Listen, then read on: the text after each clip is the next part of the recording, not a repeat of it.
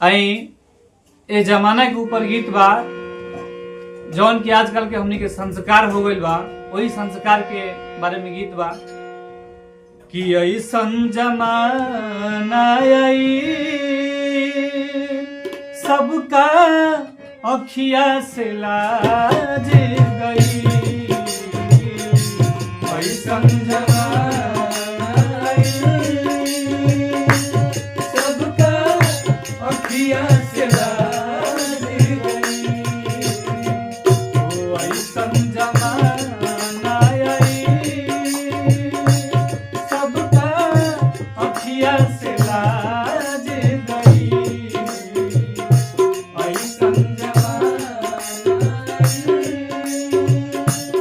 सबका अखिया से लाज गई।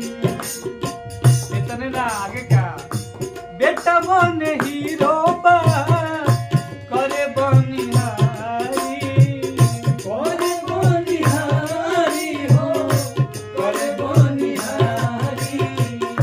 बीबी देखे टीवी बर्तन माजस महतारी, माजस महतारी हो माजस महतारी। बेटा हीरो बनाता आ बाबूजी बनिहारी करता रे। ओ बेटा बने हीरो बा करे बनिहारी, बीबी देखते हीरो बा करे बनिहारी।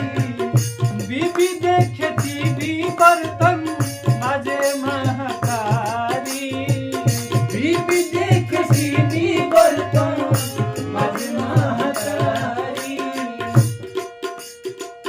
जियल दुसवार हो गई, जियल दुसवार हो गई। सबका अखिया से लाज गई। ऐसन जमाना आई सबका अखिया से लाज गई। और ये कभी कहा करे पंडित जी के पोथी पतरा होखल जाता फीका। पंडित जी के पोथी पतरा होखल जाता फीका। दारू ताड़ी पिए वाला करे चमन टीका, दारू ताड़ी पिए वाला करे चमन टीका। पंडित जी के पोथी पतरा हो गइल टीका, दारू ताड़ी पिए वाला करे चमन टीका, करे चमन टीका हो करे चमन टीका, करे चमन टीका हो करे चमन टीका। यही से कवि जी कहता नहीं धर्म धरती में धस गई,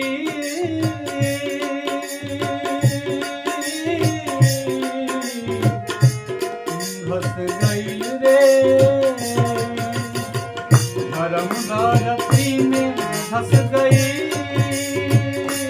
सबका अखिया से लाज गई। ऐसन जमाना सबका अखिया से लाज गई। ऐसन जमाना आई सबका अखिया से लाज गई।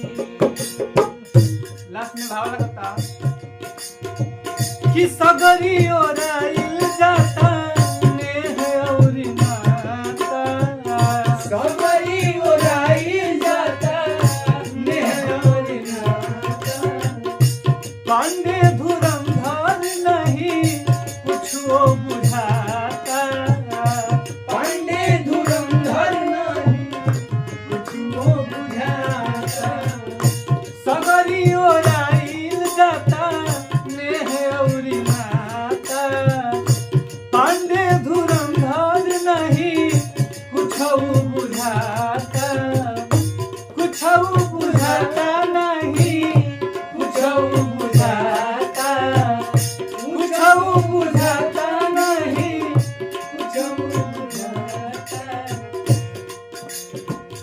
देखा देखी नीमन।